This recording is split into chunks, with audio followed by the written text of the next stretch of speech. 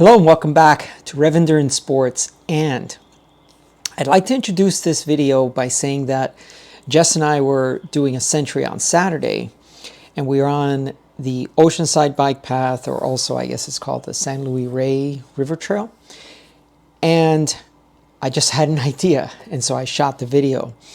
But I want to add a little bit more to it and then show the video afterwards. This is a concept that I have trained my folks, and it's called pulling through the hazard. And what this means is if there's something happening in front of you that would endanger either the other cyclist or the cyclist coming the other way, motorists, anything that's coming in the other direction, or maybe in your direction, and you have to go around them, then the rider who's in front makes the judgment call as to when to flick the rider behind them in a chain gang to come around them. They choose which side is safer, so left side or right side, and then they also will choose when that transition should occur.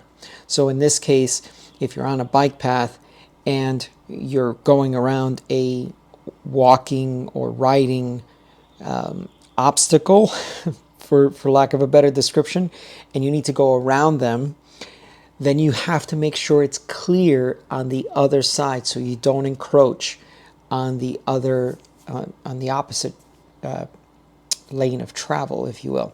So anyway, I just wanted to throw that in because we were riding, I put the microphones away, and then I just kept riding, and so I think it needed to be fleshed out just a little bit more.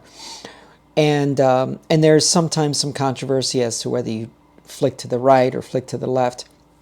Generally, I will flick based on the ability of the riders behind me.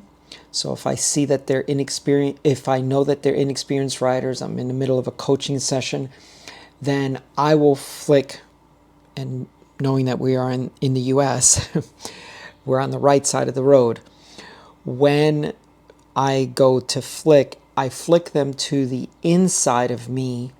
That way, when I rotate out of the way, I am still holding the outside edge of the bike lane and keeping my rider safe inside the bike lane. So I flick with my right elbow, allow them to pass me, and I keep them safe inside the bike lane. As opposed to if I would flick to my left and then they try to go around me, maybe they're not confident enough to pass closely, and so they'll go wide and then they'll end up in the car lane.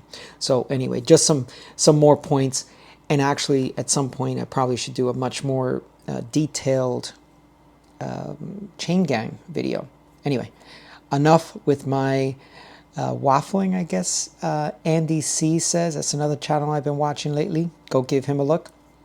I think he says waffling. All right. Thank you so much, and enjoy the video. Please like and subscribe. Welcome back to Rev Endurance Sports, and today's pro tip.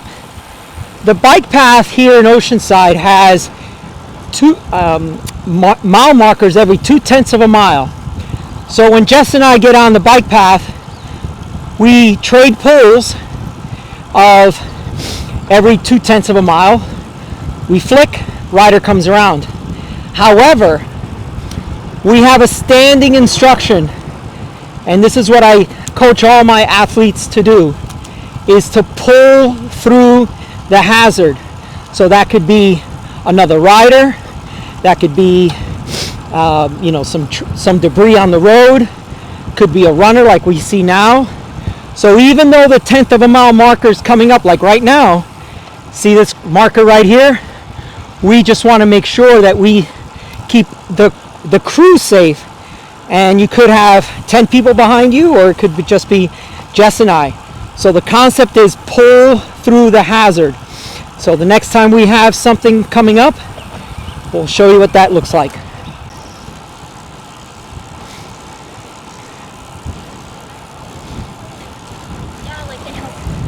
Yep, there's the marker.